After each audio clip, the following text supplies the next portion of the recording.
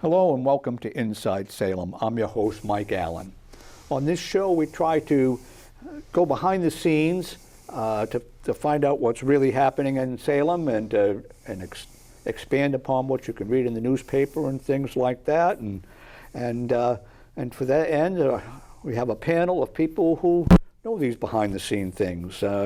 Today I'm joined by Teasie Riley-Goggin. Nice being here, Mike. Thank you. Political analyst, and Tom Furey, former current planning board member, former school committee member, and former council at large. Thank you, Mike. Welcome, both of you.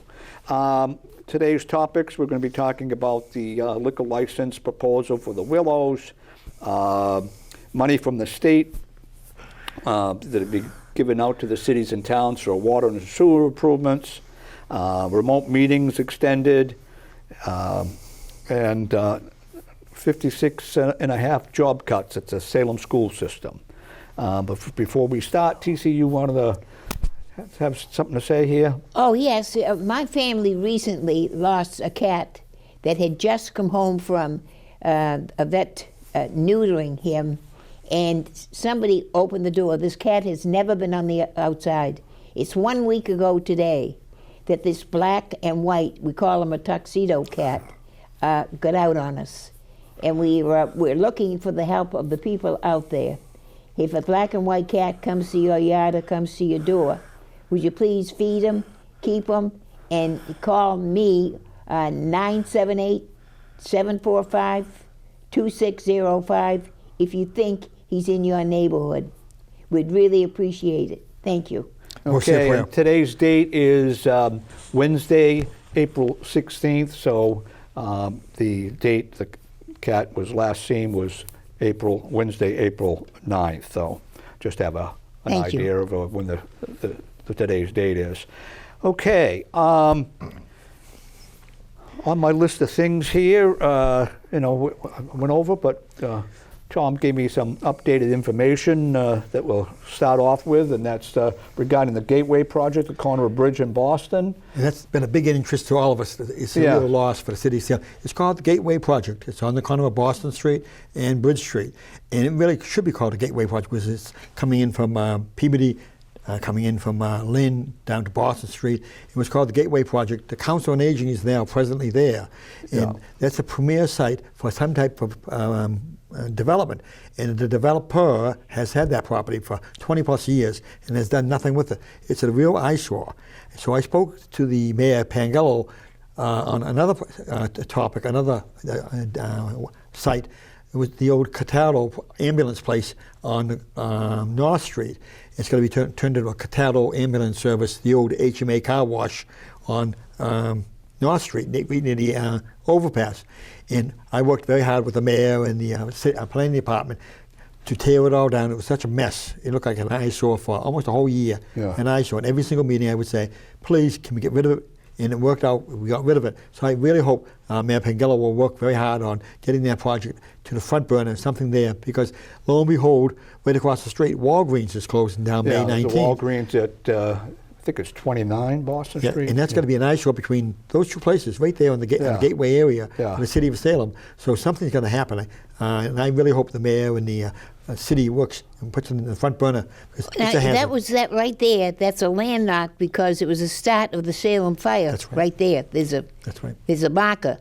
Right, right on the corner of Boston and Proctor Street. But I don't understand, Tom. In other words, there's equipment there on the property you're talking about that belonged to David Sweetser. And you're right, it's about 15 years, or anyhow, since he joined Massey, David Massey. And David Massey is no longer in the projects as far as I know. But it's, in other words, there's a lot of equipment there. Are they just renting space? Or are they doing something? I think Mike referred it to as Tonka trucks. Yeah, it sort of looks like a collection of Tonka trucks. Now we have 3 different pieces of equipment. They're all match in color, and it looks like they're lining them up, for like the kids to come by and see what the construction crew looks like, type of thing, where they have it lined up. And we keep asking at the planning board meeting. I have a planning board meeting tomorrow night, a planning board meeting, which I'm a member of, and I ask every single meeting, anything on the radar screen, anything, because the permits have been recommitted. So some type of development will go there, whether it was Switzer or somebody else. Something's going in there. The faster, the better. But Walgreens closing, it'll be an eyesore between those two facilities. Right, and what was approved many years ago was, I believe, 117 condominiums. Again, they originally were going to put apartments there, but the Federal Neighborhood Association got them to change to condominiums because they felt that would be more in keeping with the neighborhood dynamics rather than having all apartments there. So that was what that project is. I wouldn't mind living there. It would look very nice on paper. We never got it. But the bottom floor was going to be commercial, right? They even talked about a restaurant. Yeah. A Dunkin' And Donuts that's interesting because what will happen, and we've had this discussion before, what will happen with the parking? Because the only thing that the city of Salem owns, and I'm not even sure if they own it, because their building is a condominium. Yeah. And the other little thing that looks like an outhouse is what suites are put on there. Right. So it's called it, an association for condominiums. Yeah. What will happen? Will we lose the parking that they have there for the Council on Aging? I would assume that because I would assume that would not be lost. But again, it's not our property. That's true. But whatever agreement. I mean, just like if they rented because they're part of the condo association. The city of Salem is part of the condo association because they have a condo.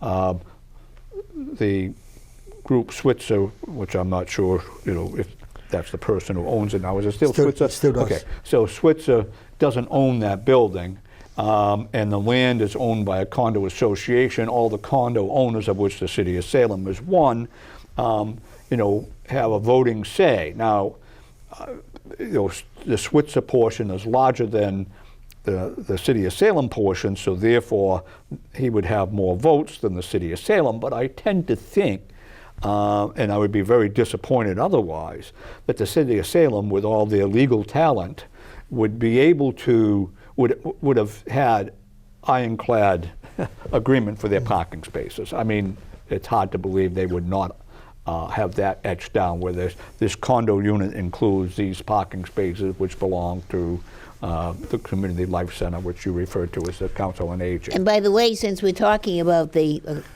Council on Aging down there, they're looking for 2 part-time drivers for their vans. Oh, okay.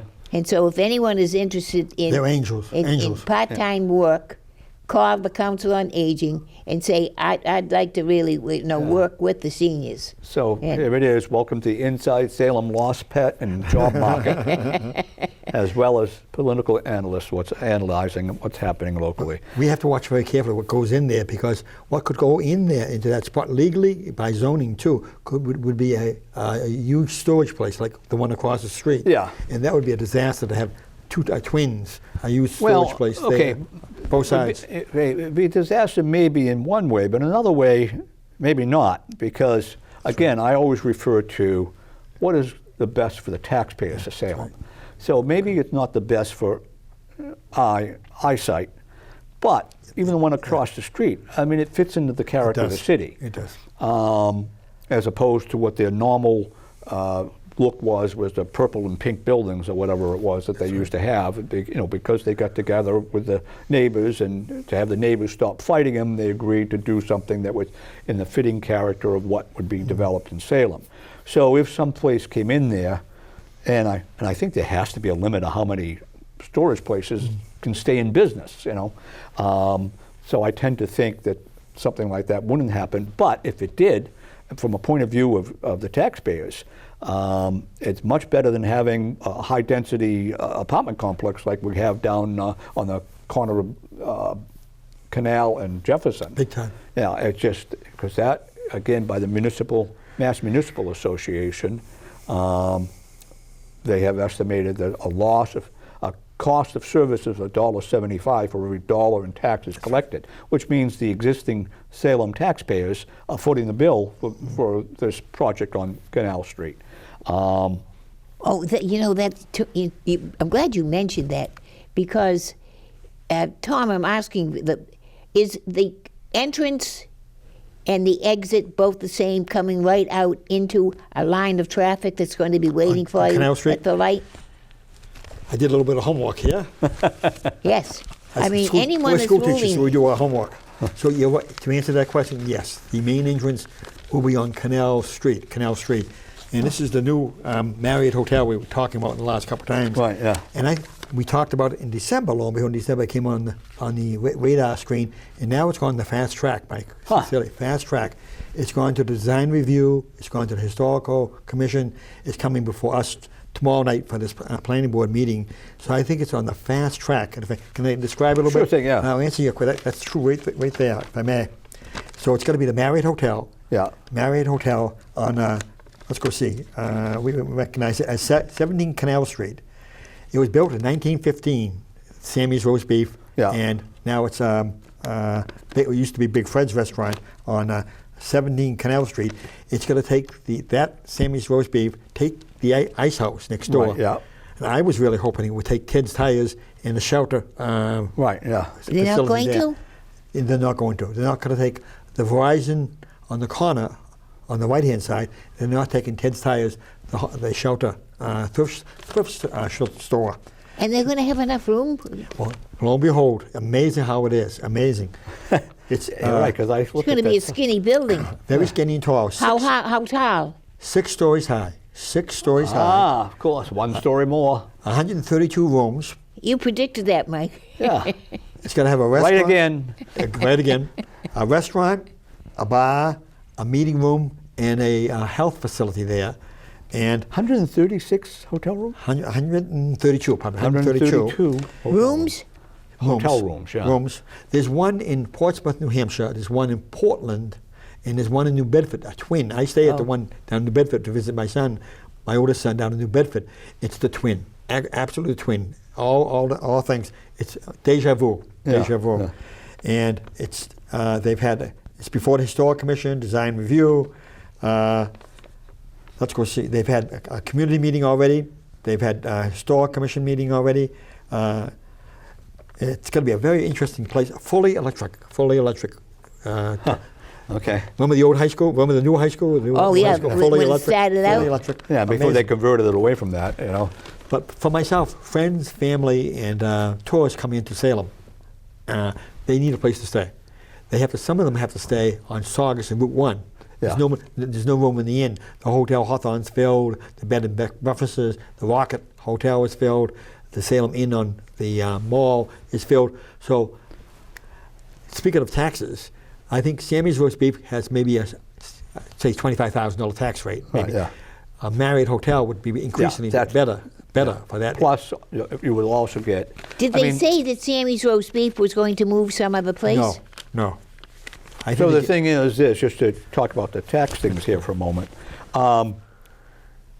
Discounting, the tax revenue that you would get from the meals and, and that type of thing, because, it's basically taking it from another restaurant in Yes, a way. So sure. that would be a wash. Sure. But not only do you get the real estate taxes from a hotel, the building itself, you would also get room tax. Yeah. Because that's what we get a percentage. I think we get 3%. Yes, I in think you're right. Salem. Yes. Yeah. I mean, it's 8% statewide, but we get 3 of it. that comes in handy. Yeah. So so that's a definite tax plus for the city of Salem. So that's again from a taxpayer standpoint. There's that thing, but again, one more story. Every time they Every build a time, building, yep. they use an excuse. Well, only one story higher than the other one. Now, the other building, Hampshire. What is it? Hampton Inn. Hampton Inn. Hampton I Inn. knew it was not Hampshire, but I knew it was close. Now, they're applauding this, aren't they? Yes, they are. They're supporting Yeah. it. So They're the partners. Hampton Inn is 4 to 5 stories, Yes. and where they're 5 stories is lower. So this 6 stories here is almost going to be equivalent to the 7 compared to the 5. It's a 2-story garage too, with it. A 2-story garage, 60 spaces for the parking, 60 spaces. So it's going to be quite high. Wow, But how many rooms are they going to have? 132. Yeah, I just, again, the footprint just doesn't seem to work for me, Matt. My geography looks at that and says it can't all fit in there. But who would ever believe a Marriott hotel in Salem? yeah. But anyway, so that's update on that project. Any other projects coming before there that we should? Well, Dion Boatyard is redoing their boatyard. Yeah. Near Forest River Park. And it's a wonderful family. The Dion family has been in Salem, and wonderful investment. They were very friendly with the Wasn't someone in the family city council at one point? Yes, you're right. Yeah. You're right. It's a big family, very noted family. Ward 5 Bob city Dion. council Bob for many Dion. years, He did some of the Salt school inspections. He was a very good inspector for the schools. Very good man. Well, businessman. You did the salt school. It backfired. Oh, okay. I was going to say that was didn't work out so well. You have a good for the memory. City of Salem. Good memory. Now, is Dion the one that is in the where the junkyard used to be? Nope. That's I forget the name now. Name of on North Street near the Cataldo ambulance HMA car wash. I forget the name. It's not different car. Different. But family. I was amazed that I went down because our oil person, Hawthorne Oil, is right there and across from it. Yes. And one day they, were the cars and junk and this and that and everything, but it was very well kept. And the next thing I went down and I see, just overnight, the shrink wrap all these beautiful boats. Yeah. Amazing. Okay. Yeah. Business. Yeah. Okay.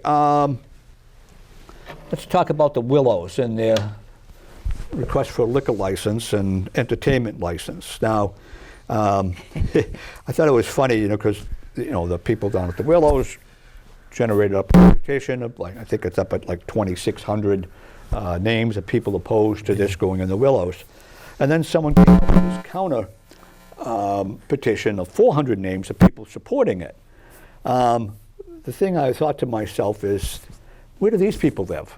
I mean, they could be living in my neck of the woods. Of course, they're not going to be affected by it all. What do they care if there's, parties, late at night, people coming out at midnight, a little loud and whatever, and getting in their cars and everything. I mean, even if they're not, drunk or even disorderly, just the general noise of all this at midnight or 1 o'clock in the morning. I think it was 1 to midnight was when they could operate.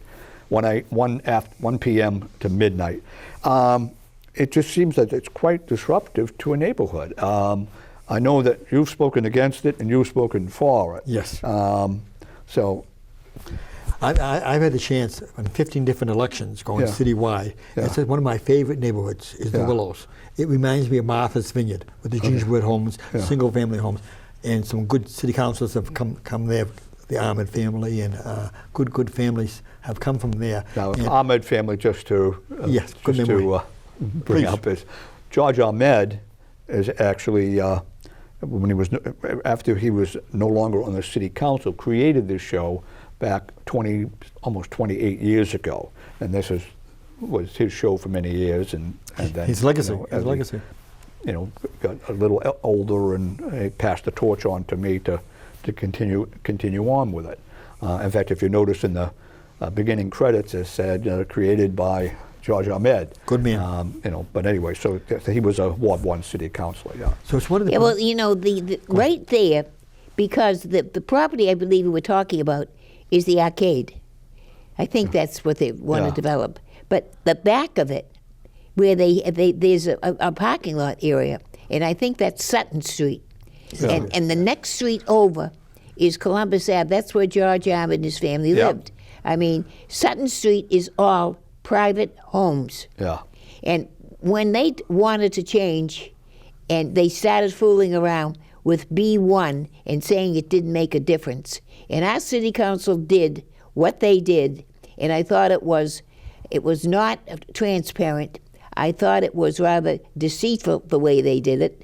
And part of it was that one of our councilors wanted 8486 down there for a distillery. But because it was not marked B2, it was a B1, which meant it was a friendly thing, and they did not want a business with any type of liquor or anything about it. But within a short period of time, all of a sudden it came out, and what did they decide to do? Even though it was turned down, Remember, it went and they approved everything on what they put in for it, but not what they were really looking for, and that was to put a distillery. They put everything in, but the kitchen sink they could do, but that didn't satisfy them. Yeah. So our council, led by the Ward 5 councilor, Jeff Cohen, stood up for, his buddy, Andy Ferrella. Who was the Ward 7 councilor. And right now, yes.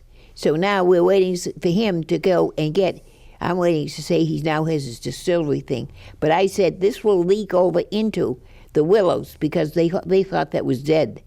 And that's happening, isn't it? Seems like it. That was the catalyst to get it going. When you think of the Willows, generations of your family and my family have gone down there for entertainment, joy, the pier, dancing, fun time, concerts during the summertime, weddings, parties go down there. It's a wonderful facility.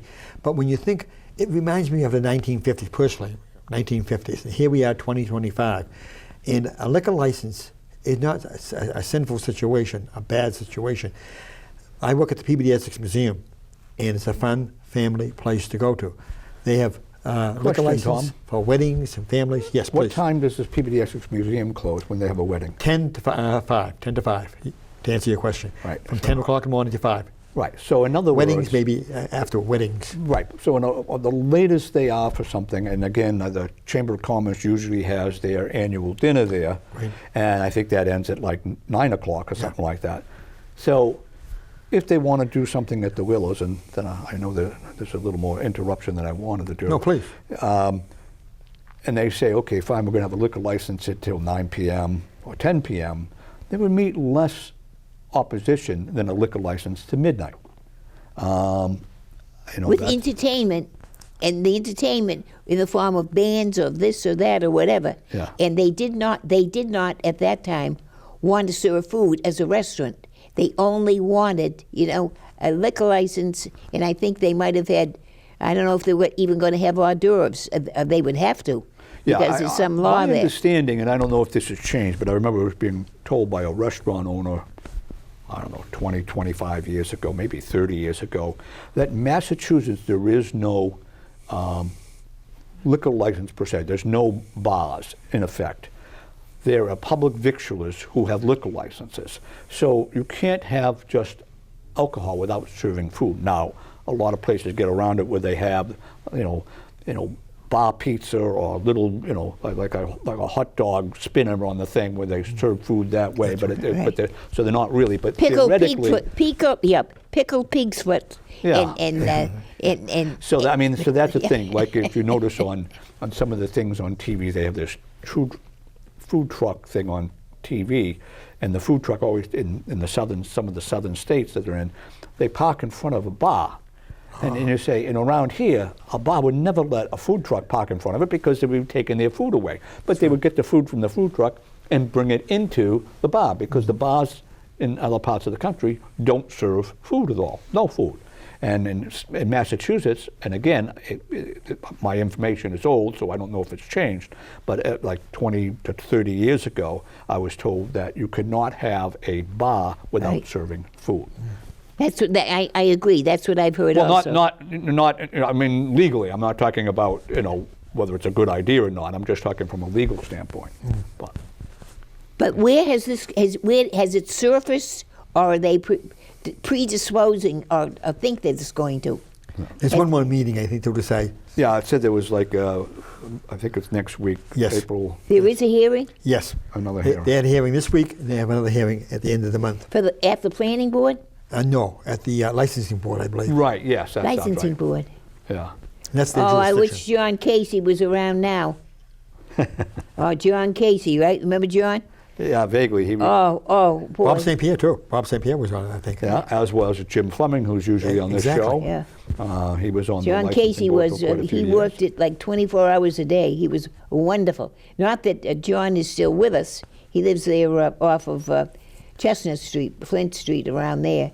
And but I'm not sure with the licensing board now whether it will go through or not. It's questionable, but it's very questionable.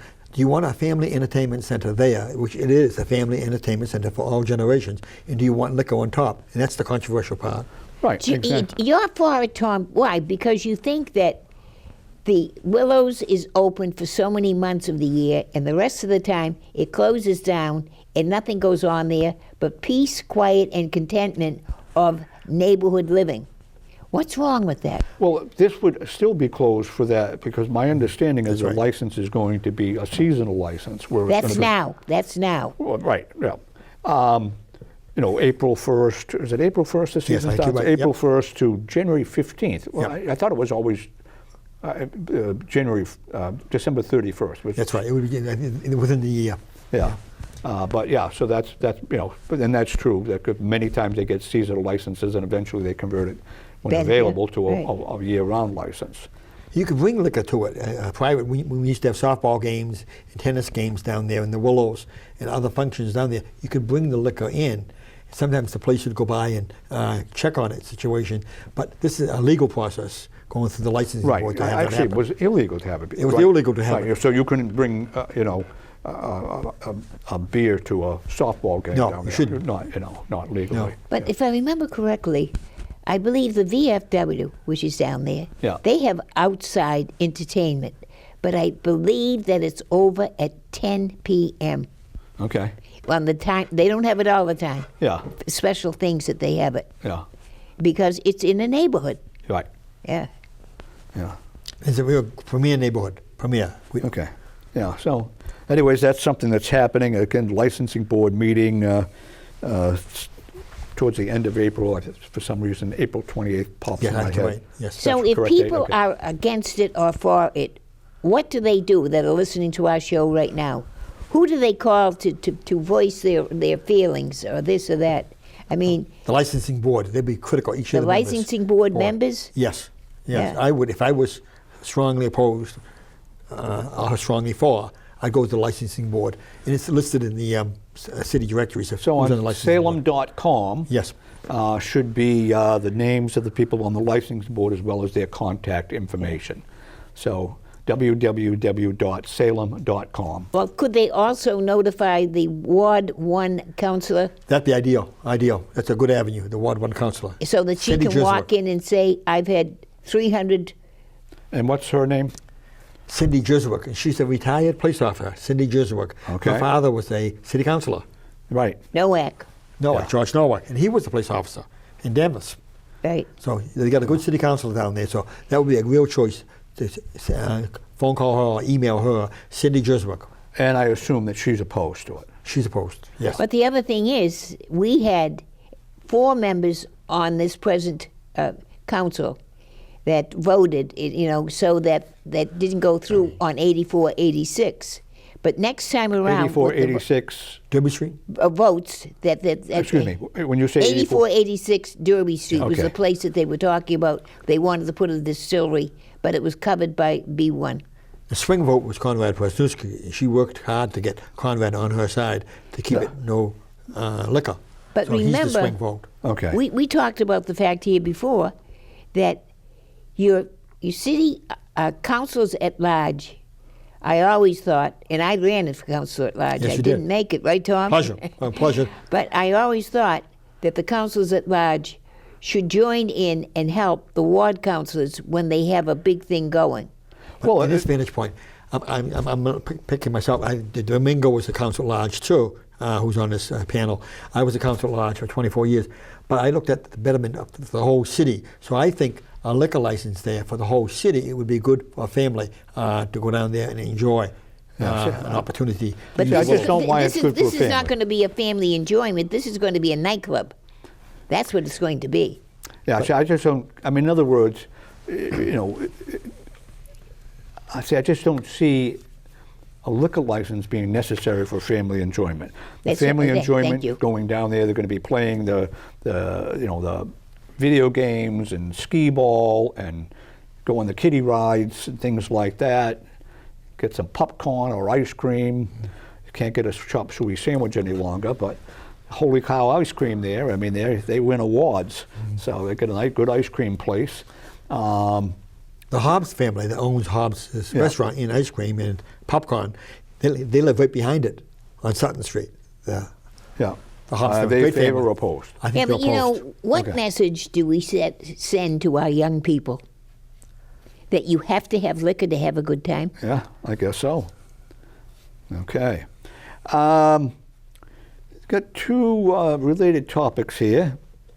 Actually, I'm going to tie it into a third one. Okay. State is providing money to different cities and towns for water sewer improvements. And it's like $1.24 billion. They're going to divide up some way between the cities and towns in Massachusetts. And the city of Salem just instituted an outside water ban.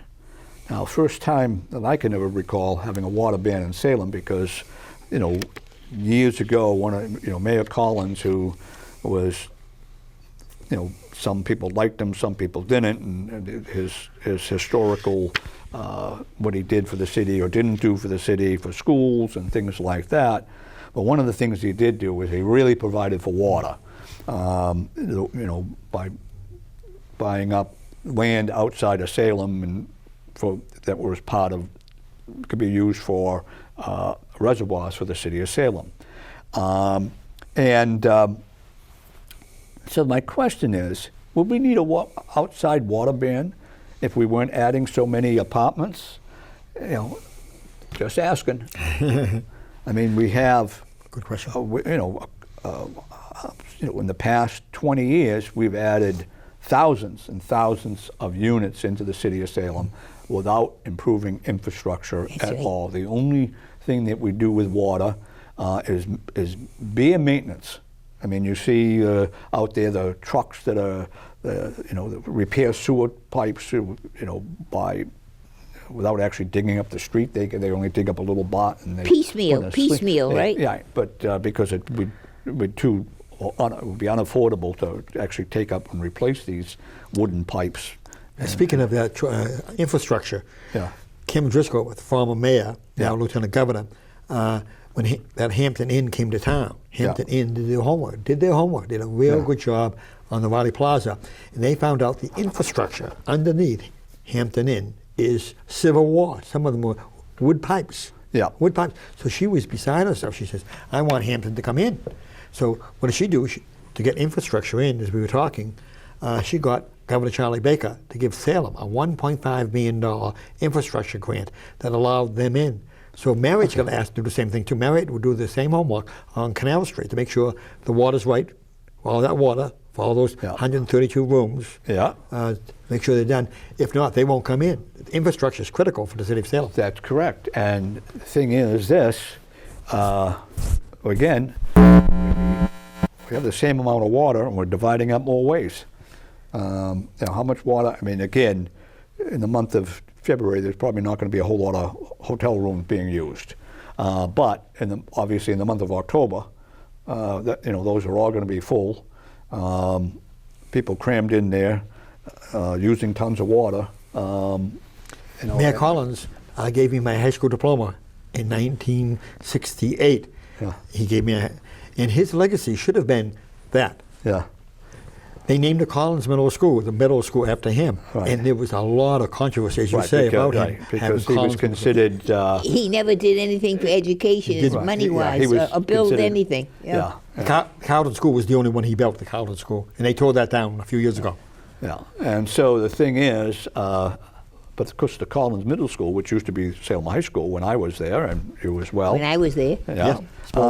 I mean, it's well over 100 years old and still going strong. Yet the Salem High School now, they're talking about tearing it down and spending, what, $200 million or some foolish On thing? that question, lo and behold, they just recently voted Yeah. to keep Collins Middle School, the primary middle school. Yeah. So grade 6, 7, 8 is moving up to Collins Middle So School we're now. gonna, so we're only going to have Collins for middle school things. For middle school. In the high school that we're talking about now, it's Yeah. a brand new high school, 4 years down the line. The price range goes from $350 million to $450 million for one high school. That's right. Okay. It blows my mind. And you too, Mike. Yeah. I mean, it almost makes me speechless, and it's hard to make me speechless. We have a building that is 50 years old, and to me, and it's, it was built for twice the capacity of what it is now. No one can convince me that it makes sense to tear that down and replace it. 1976. Yeah, again, like 50 years ago. That's right. No one can convince me that it makes financial sense to tear that down. I agree. We just spent $70 million, what, 10, 12 years ago? Yes. To update it. Right. And so now we're talking $300+ million. And it's just, really, people, you really need to speak to, it's just, it saddles future generations with ridiculous amounts of debt, where with that amount of money for $100 million, to me, it seems like, okay, fine, we've got excess capacity, so while the students are there, we're going to close off this 25% of the school and really bring that up to snuff. And then the next year or the 2 years down the road, close off this other section and bring that up to snuff. It seems to me with the excess capacity that we have there, again, we're not talking a little bit, we're talking about that school was designed for over twice the number of students that are there now, because it was, it was designed during the height of the baby boom being in schools. And they didn't realize we would have such a population drop off after that. And so it's just mind-boggling to me how people can just spend ridiculous amounts of money on these things. 10 years ago. And I just think it's borders on criminal to me. My son, in 1985, was a student there at Salem High School. And I told him to bring jackets and hats to school because the roof was leaking so badly. After 10 years. It was a flat roof, not built from New England weather with snow and everything else there. And it's strange because the thing is this, it was built in New England. Yes, that's right. It was a low bid contract back in those days, terrible low bid contracts. And it was this fiasco. Dr. Slando, who lives in the same project that Jim lives in, Jim Fleming, our Jim Fleming, up in Brooksby Village, he's still alive with his wife. He put his heart and soul, Joe Solano, and George Filley, the former principal of the Phillips School, put his heart and soul. But it was a low bid contract, and we got skunked in that process. You were on the school committee, you knew the process. Yeah, again, when we were building Witchcraft Heights, one of the things that was very much an issue to us is that we had to take the bidder, the low bidder was the people who did the remodel of Collins and Saltonstall and did not only a bad job, but a clearly, they actually did things that should be criminal. They went out of business because of that, too. But we had to take them on, and what the I forget his name, but the building, what is his position? Building superintendent or building director. LaRue was the building. LaRue, yes. Right. He said, as well as our school attorney and the superintendent said, that what we have now is, in the contracts, we have more stringent requirements for the end, and that that even though you had to take the low bid, you had more leverage to make sure that it was done, and so there was more inspections done throughout the process, but even still, within the first year, there was a pipe break at Witchcraft Heights, and what had happened was there was a section of the building where they didn't put insulation in. And it would happen to be like a cold snap where it wasn't just a single day, it was like a week of below 20 degrees for the entire week. Oh, actually, I think it was school vacation week, a February school vacation week, if I remember correctly, because it was 20 years ago. And the pipes froze and of course flooded. But we were able to get redress from the building, the builders, because the way the contract was written. And again, it was like a payment where after 1 year, after the building, we would pay you so much. After 2 years, we pay you so much, whatever. So the thing is this, their profit came several years down the road, so therefore we got a chance to to a test drive, so to speak. But you know, one thing, Mike, you've brought it up many different times about things that go on, private versus public. And the charter school recently, they had a new gym, a beautiful new gym built down there. Yeah. I forget the name of the street in the Point area, by Congress Street there. Yeah. And I wish I could remember the cost of it, but I don't. As opposed to if Salem had built a brand new gym like they did, the cost of it. I'm just wondering, the difference. It's almost like half as much. Correct. You talk about building automobile parking spaces in a private place as opposed to in a public place. Yeah. And what it costs. And I know it is all part and parcel of union wages. Yeah. So maybe the city of Salem would be better off to keep their elementary schools and turn their top ones, and people are going to cringe when they hear it, if they turn it over, to a form of some of the charter schools that we have, so that they could get, what would they get a brand new high school for if it was going to be built as a charter high school? Right. Absolutely. I don't know. Yeah. Well, I think I remember it was about 20 years ago. When did we build South Harbor Garage? 20 years ago? 25 years ago? Right, 20 years ago. At that point in time, the Cummings Center built a garage about the same size. Right. And it was $5,000 a space, for each parking space. That was the cost of the garage. And South Harbor Garage was $12,000 a space, over twice as much money. And the difference was prevailing wage. The builder of South Harbor Garage was on the chamber board with me, and he said, "Well, we had to follow these rules, so we, have to pay this wage and whatever." And there's the whole thing with the, non-police details and things like that. Why they try to do it, and that type of stuff, because it's less expensive, for the thing. And that's why the city of Salem, when they wanted to do an expansion for their office space, what did they do? They contracted to rent space from the people who bought the building my building from me, and did not build it themselves, and did not do it themselves, because it's actually cheaper because of the whole prevailing wage thing to rent the space rather than build it themselves. And that's just an unfortunate thing of Massachusetts regulations and laws, is that it just makes building a public building just very, very, very expensive. But okay, so speaking of the schools, to make budget, we need to cut 56.5 job cuts have been proposed. I just heard that. Yeah, it was in the paper the other day.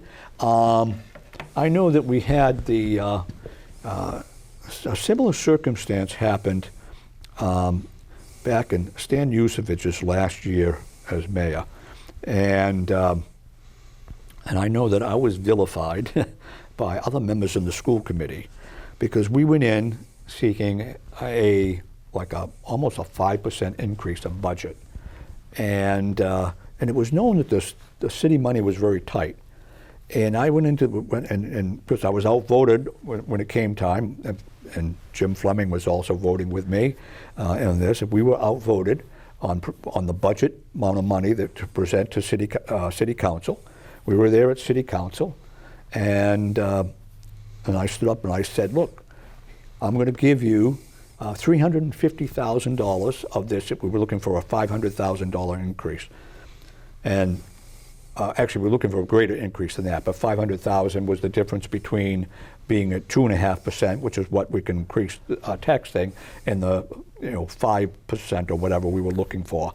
And I said, and here are 4 things that total like $350,000 that we can wait on. And of course, I was voted down. School committee, city council passed the budget as the school committee thing.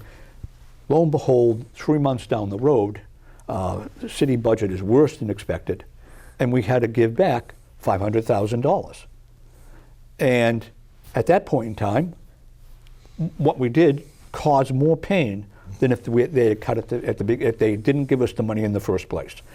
And this is something that happens all the time here. The amount of administrators per student compared to teachers per student has exploded over the past bunch of years. We pay a ton of money for administrators. A lot of it is to do with all the paperwork you have to file for No Child Left Behind, and the federal program put in during the Bush years, and all these different mandates that come down, and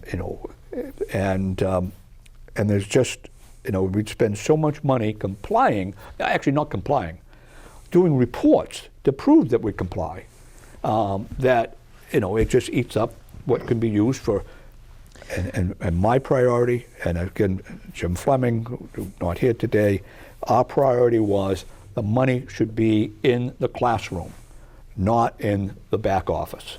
And so what they'll do is they'll propose a whole bunch of cuts, and I don't know. Tom, you were on the school committee as well as being on the, and I was. We have something in common there. Council when I was on when I said that. And you're a fighter. You're a fighter. Yeah, you fought. You fought. Yeah. And of course, it went 11-0 against me.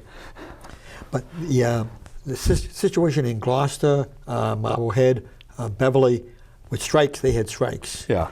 Salem settled their contract, or a 3-year, multi-year contract, and that comes with cost. And the teachers know that, and anybody knows that you can't cut toilet paper only so much. You can only cut supplies so much. 90% of your budget, school committee, is personnel, benefits, and so on. Their retirement benefits and buyback and stuff like that. So it comes back to haunt you in a contract. I'm a union person, a union teacher, and myself and Lynn, when they cut back libraries, I was cut back. My job was just eliminated. In those eliminations that you're talking about today, it's going to hurt.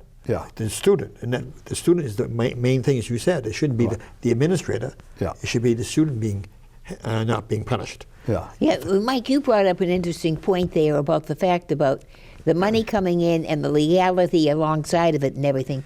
I think the city, all cities and towns, should have what I call roving paralegals that would go from school to school if necessary, and sit down paraprofessionals? and paralegals and be able to, because we can't count on our city solicitors.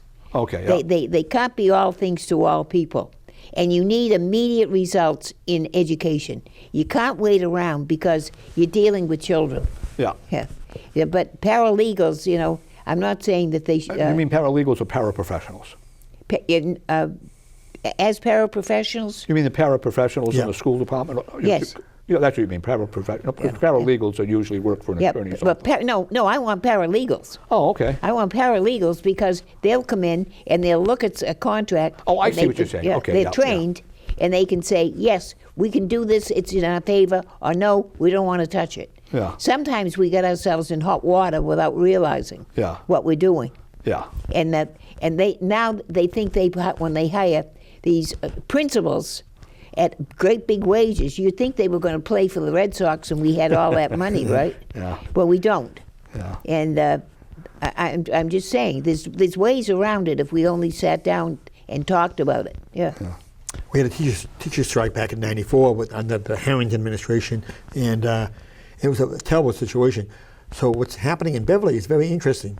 The Beverly mayor, Mayor Cahill, is running for re-election, and he'll be a 4-year term this term, coming in November, when he seeks re-election on the ballot for a 4-year term. It's going to be very interesting in Beverly what the after effect of that strike will be, because it's going to cost Beverly teachers and paraprofessionals and so on. Because again, there's only a limited amount of money. Right now, Salem has, 313 children in our school system that are from outside of our system. And we're paying not only for the education of them here, we're also paying for the transportation because they don't live in the city.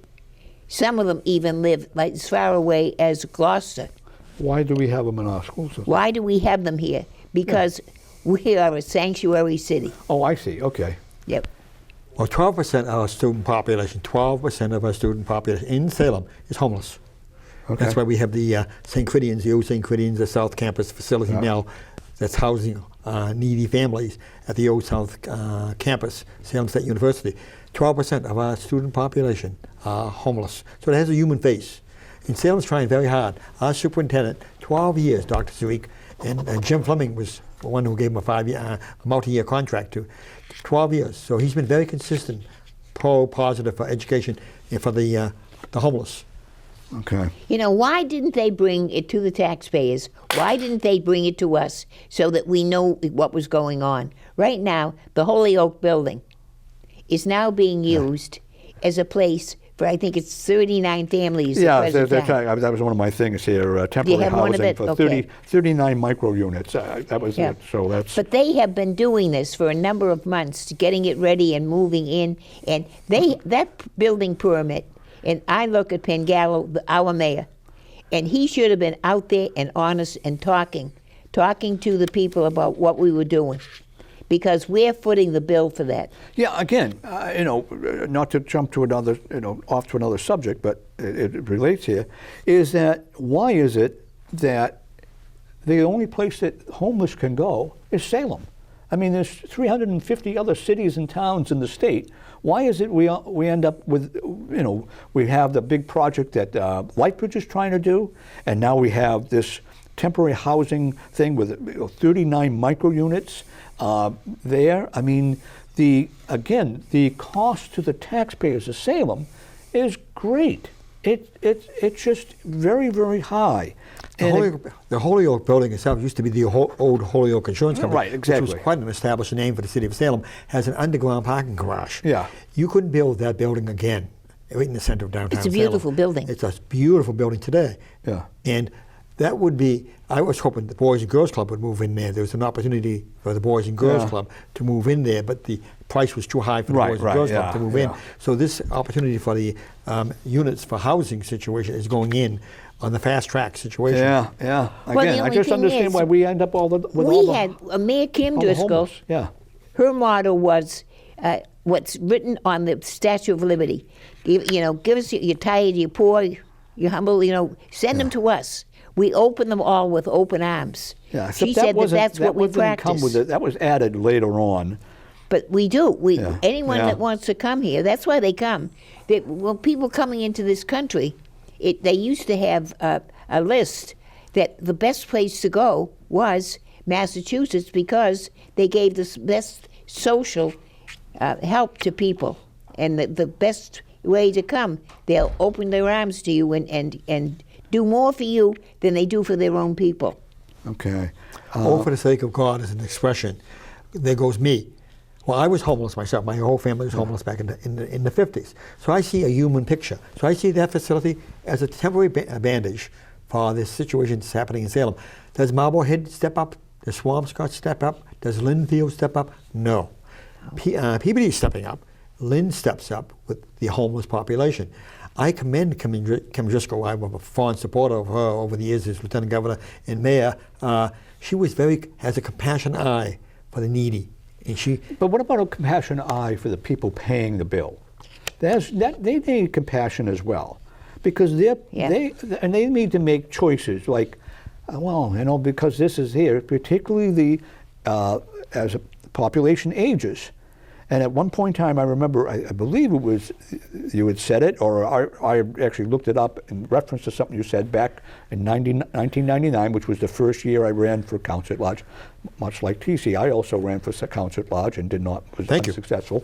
And you brought up the fact that the city of Salem, on the East Coast, the city of Salem had the #2 per capita elder population behind St. Petersburg, Indeed, Florida. I brought that up. Yes, I did. Yeah. It still was that way. Yeah. I was quite sure that you brought it up. I did. Yeah. Okay. Guilty. Yeah. So the thing is this, they can least afford all this type of thing. And that's why we have so many condo conversions now. That's right. That, because they looked and said, I can't afford to live here. I might as well max out and get out. And that's what many of them did. Some of them did, and then others are stuck here because they didn't own that piece of property, that 3-decker house that they worked all those years and did. So they can't get out. So they're stuck with ever increasing rents, and that. We're getting near the end of the show. A couple more topics I'd like to quickly talk about, as I believe it was last meeting, we talked about remote meetings, and they have officially been extended. And by a remote gee. meeting, it means that not only do the, and I agree with a portion of it, where the public can join a meeting by Zoom. That to me is terrific. But I don't believe that the actual board members, or the city councilor, school committee member should be able to join the meeting by Zoom. And that I was the lone vote last meeting of the planning board meeting, last meeting, and they voted. I was the only vote for a hybrid meeting, Zoom and on in person. They all voted for a 2-year extension Yeah. to go on Zoom. So I was the lone wolf in Yeah. that situation. I believe in that public input. Yeah, I democracy. just think if you're on the board, you're committing to a certain time, you should be there. Or you run for election and you should be there. I mean, what's to say that if someone can run for city council and then never show up for a meeting? Okay. And the other subject I want to talk to, the Salem seeks, and it's actually been talked about in the State House for all communities, a local tax increase, a local tax increase on marijuana fees. Right now we get 3% of the sales, a 3% sales tax, and the city of Salem is looking to get 6% of that, and it would replace the host agreements, which have been increasingly voted as being unconstitutional. We did very well, Salem, in the host agreements and Right, mitigation. and that's because we were first in the Exactly, yeah, exactly. We So were they want to first review on the that. boat, yeah. So that's one of the things that the city of Salem is seeking, because after all, there's never enough of other people's money. People and government should spend money. It's like it's their money, and not other people's money. And marijuana's Why more is popular. it that no matter how much money we get from this, or that, it never seems to help out the taxpayers? Right, that's the thing. Because again, government on most levels seems to think that they allow us to keep part of their money. It's not we earn money and give it to them. It's that they take, we're only taking 10% here and 7% here and 42% there. You can keep the rest of it. And marijuana is outdoing beer and liquor, so they're doing a good business, marijuana. So Is it really? Yeah. Oh, outdoing. okay. Oh yeah, Tom and I talked about the fact that I thought when marijuana was legalized, that people drinking alcohol and doing drugs would go down, but now they're doing all of them. Okay. Okay. Salem is approaching its 400th anniversary of its beginning.